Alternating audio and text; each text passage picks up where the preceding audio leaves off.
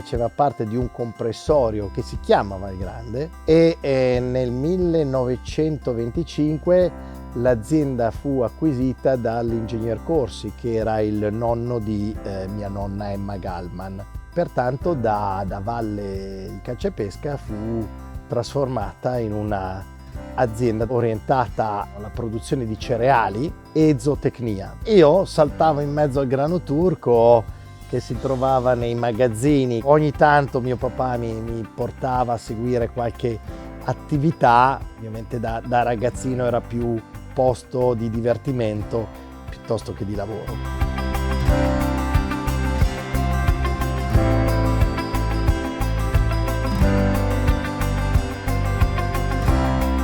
Mio padre non voleva che io venissi a lavorare qua, perché ai suoi tempi era un periodo di declino dell'agricoltura.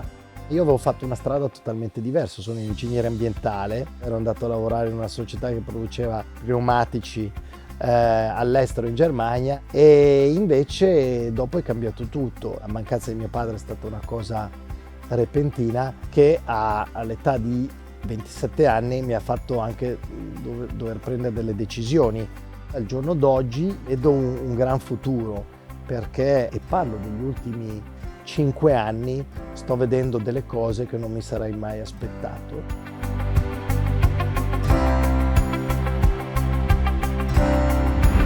Per 20 anni non abbiamo mai fatto una domanda di fondi, mentre negli ultimi anni di base sono usciti dei finanziamenti, delle opportunità incredibili su diciamo la risorsa principe nell'agricoltura, che è l'acqua. Pertanto ho deciso di adattare e cambiare l'azienda per dare grande spazio a questi sistemi di irrigazione di base di due tipi. Uno dei sistemi di irrigazione stile pivot lineari che vanno su delle aree definite a priori, e dei sistemi invece più flessibili stile rotolone che vanno a fare le zone confinanti dell'azienda. Noi copriamo sotto irrigazione circa il 95% dell'azienda, che è una cosa inimmaginabile, cioè è veramente un sogno. Io penso che le cose che ho portato e sto cercando di portare sono un orientamento sicuramente a degli investimenti, ma investimenti più in capitale umano che in macchinari.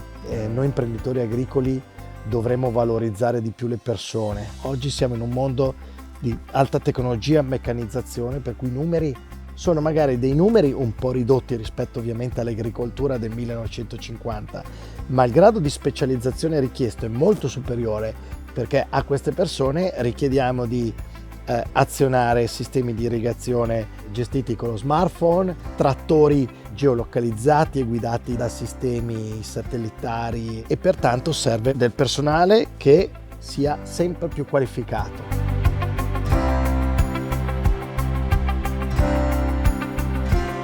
Per me il PSR Veneto è stata la leva per l'innovazione a supporto del cervello, perché l'innovazione è importante, ma poi le persone devono saperla usare quell'innovazione in modo efficace ed efficiente.